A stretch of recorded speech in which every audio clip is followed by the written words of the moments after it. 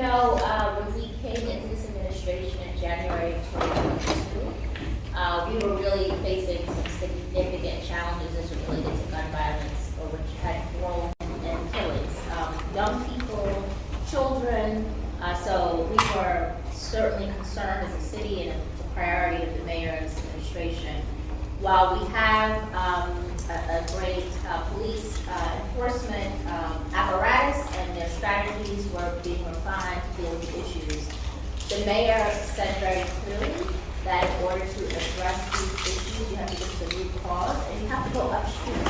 You have to get to any person before they actually have a gun in their hand and are willing to pull the trigger, and understand what are the challenges and what interventions need to be put in place so that you don't have a person with a gun in their hand to be shot. So that was our charge. The mayor asked every city agency to contribute to this effort. He said that prevention of gun violence is not just the sole domain of the New York City Police Department. It is also the domain of sanitation, of parks, of the Division of Youth and Community Development, of education, of economic development. And he charged every single agency to come up with ideas, suggestions, and solutions about what they need to do to contribute to gun violence. Right here, it's all running together. In June of 2022, of a task force.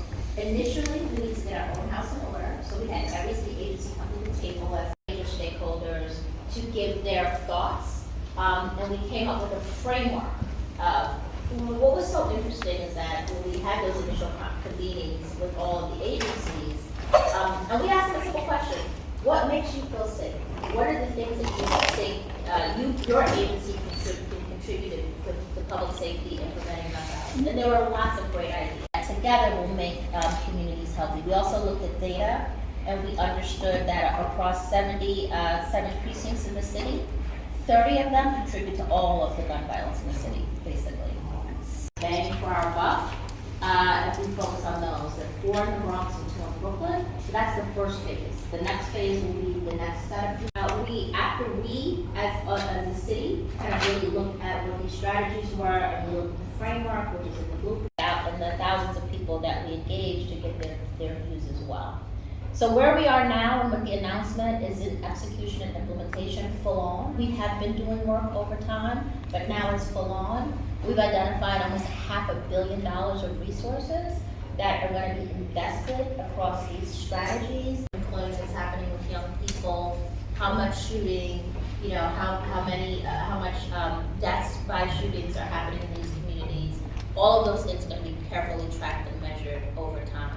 And it's a plan, so we're going to be working on the ground in the community, making sure that we're accountable for the results. And if we find that there are things we should be doing differently, we're going to evolve and get better and better and better.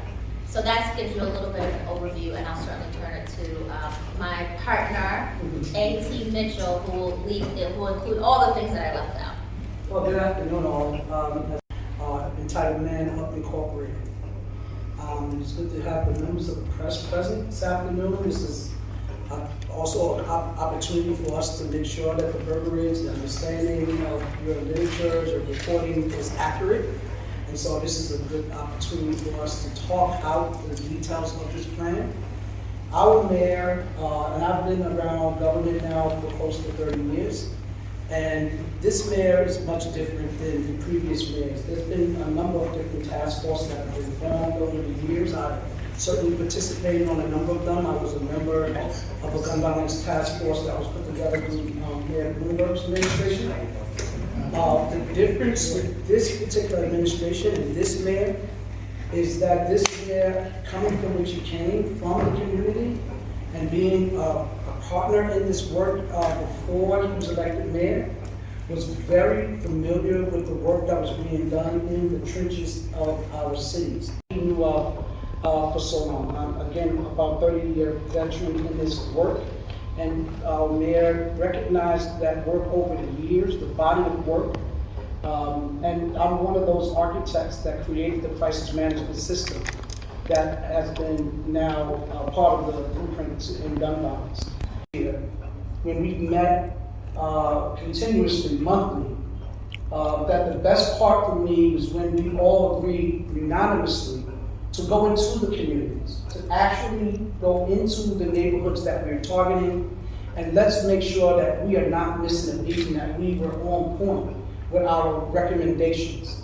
And so we went on tour, so to speak. We went literally to the 6 precincts that are part of the first phase, and we held community convenings with community members. We put up our strategies and we had breakout rooms and sessions, and they would come back and report back, and they would give us their feedback. We held youth town halls throughout the city in those same precincts. We wanted to make sure that this blueprint, this community safety plan, reflected every voice of New York. We're kind of like psyched up as a team. We can't wait until the game that operate on the ground, and we're working very closely with helping them build capacity and making sure that they have the adequate funding that they need to be able to keep their doors open and operated, so that those men and women that put their lives on the line as well go out there and do the great job to bring down crime together. So at the end of the year, at the end of the day, they'll have work to do. So I just want to make sure that that point is made. Thank you. So, we're gonna have one question per reporter, and we're gonna go through the list and on the order that it was the RSVP that we received. So let me just start with. And it's about immigrants, undocumented immigrants, as far as this group is concerned. I want to look at them as both endurers and probably dispensers of violence, of gun violence. What do I mean by that? They can easily be, they could be an easy prey because of their unique special situation. They are threatened with violence, gun violence, and they know they have no recourse. So I'd like to know if an undocumented immigrant finds himself in that situation,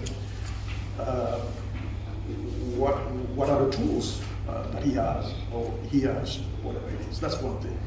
But that's what dispensers, and when I say undocumented immigrants, I'm thinking of specifically the newly arrived ones. Perhaps going to track some of the work that's being done with the violence groups. What vetting takes place in terms of the groups that the city works with to give confidence to the community? Results. What is critical for the success of those organizations and institutions is that you have credible messengers, that there are actually people that have been justice involved as well, and will continue to do that. Want to say anything? I just add, as the first deputy mayor mentioned, we've been right now coexisting. What about interventions for people who are in gangs right now? You know, there's community, family protection, safety. And if you've ever heard of the Richmond model, that was a model to work with repeat offenders in the city of Richmond, California, to provide fellowship for them so that they're paid to return to their communities and work with youth who are potentially at risk of being victims of gun violence and also gun violence offending. So, You know, all the bad things, unfortunately, and there are neighborhoods and communities that have had a lot of disinvestment over decades, right? There hasn't been an investment in parks and playgrounds and other community facility spaces. So it's a direct correlation that neighborhoods and communities that have had a level of disinvestment are the ones where there's the most challenges as it relates to gun violence and public safety. So those were just the top, right? The top of the list in terms of gun violence. But the other 24 are not good either, right? And so we're going to continue to work on those as well.